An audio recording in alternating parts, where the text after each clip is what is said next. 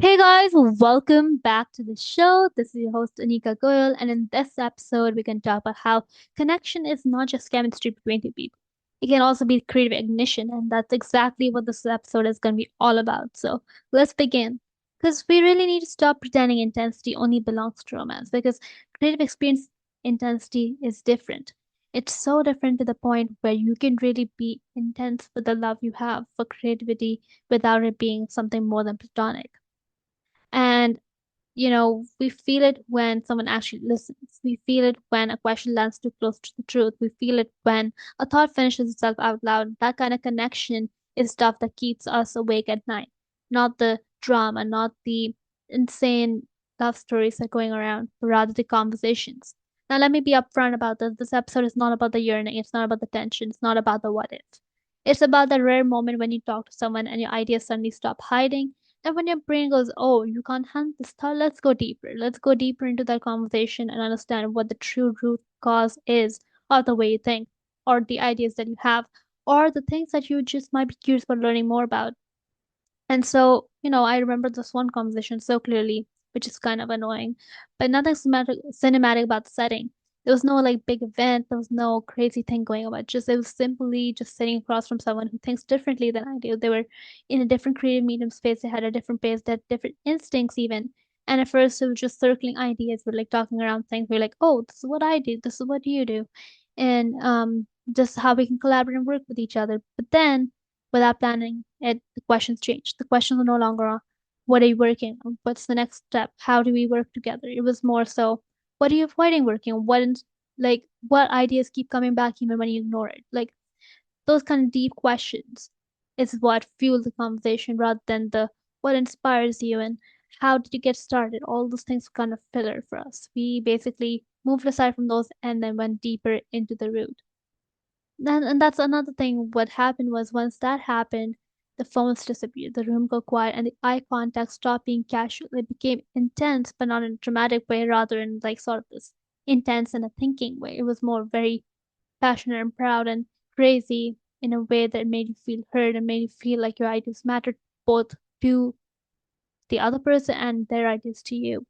And that look when someone's watching your thoughts arrive at real time, like they're not waiting for a polished answer, they're watching the idea form, that kind of attention is dangerous. And I say it's dangerous because once your brain realizes it's safe to think out loud, it does not stay quiet. It wants to keep adding stuff to the conversation, even if it doesn't make sense, even if it's almost deviating you from your main reason for starting up a conversation. And eye contact almost is like this sort of permission place where it gives you permission to sort of be close to this other person. And eye contact in the creative universe is sort of like this idea of permission, as I mentioned earlier. It tells your brain, yes, you can finish the sentence. You don't have to rush. You don't have to make it sound impressive yet. And that's quite rare.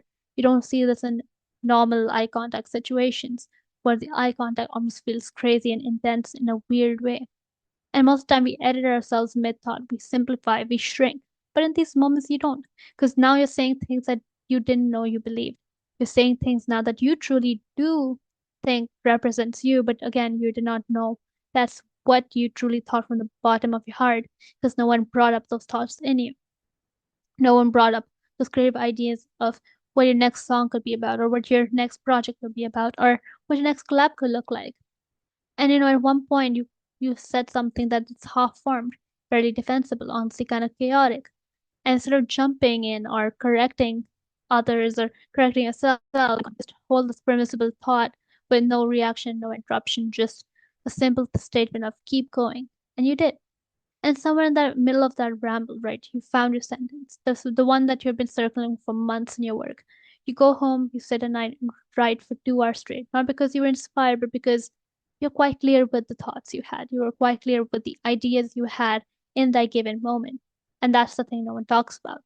Creative clarity often comes from the conversations, not the isolation, not the crazy, interesting stories that are going on in your life. We love the myth of the lone genius, right? The locked in artist, the lonely poet, or the tortured poet, even. The heads on, world off grind, where you're sort of focused on just doing the work, but not really thinking about what's going on around you. But some of the best ideas don't come from being alone. In fact, there's always this sort of myth that, like, if you're not alone, you cannot write stories, you cannot write things because you just don't get the idea of being tortured. However, you don't have to be tortured to write good stuff. In fact, you can write a sad song while not being sad. You can write a happy song without being happy. These things come from being witnessed. These things come from having social connection with other people and sort of this intense feeling of connection and connectivity and the sort of idea behind having a clear purpose with what we want to say. Oftentimes, we treat conversation like a warm up, right? Like it's the only thing before the real work starts. But sometimes conversations is the work. It's the brainstorming without the whiteboard. It's editing without documents, collaboration without a deadline.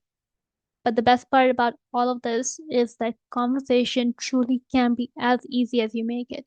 Because there's no deliverables, there's no expectation on either end of what to do.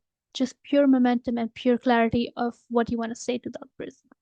And some conversations they don't give you answers, they give you better questions. And honestly, that's more useful.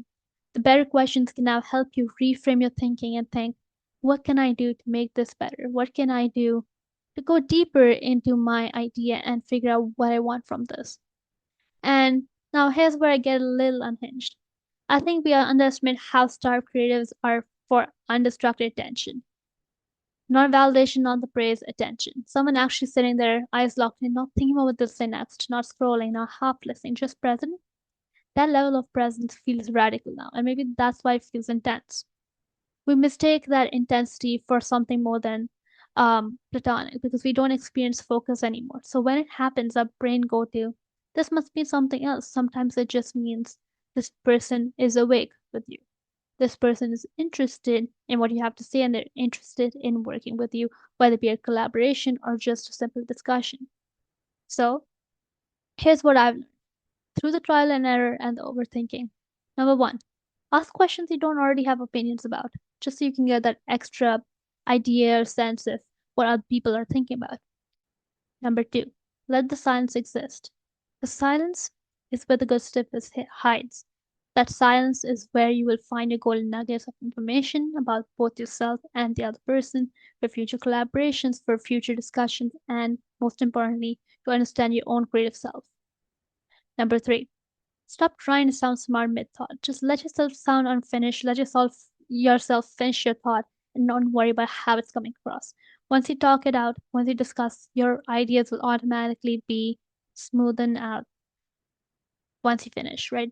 There's no need to be perfect on the first go, right? And last but least, not least, number four, detach from the outcome.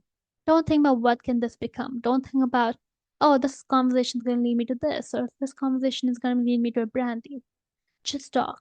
Just kind of connect with people and have no sort of framework behind I need this to become something. Just talk with the idea of I'm just curious. I want to know what's the idea be marketing or video production or whatever it is. And focus in on that rather than what this could become. Just be curious. Because the moment you start trying to turn the conversation into something, you lose the key ideas that make it powerful in the first place. So, if you've ever left a conversation feeling mentally stretched or creatively energized or quietly changed, that was not attraction. That was alignment. And I think creatives need to protect those moments because you need to just, schedule fewer meetings, have more conversations that go nowhere and everywhere at the same time. Because sometimes the most meaningful thing two people can create together is a thought that didn't exist before they sat down. So here's my message to you. Stare a little longer, ask the uncomfortable question, let the idea finish itself out loud. That's not romantic, that's just creative. So I'll see you all next time, and I hope you all learned something new. Anika Goyal out.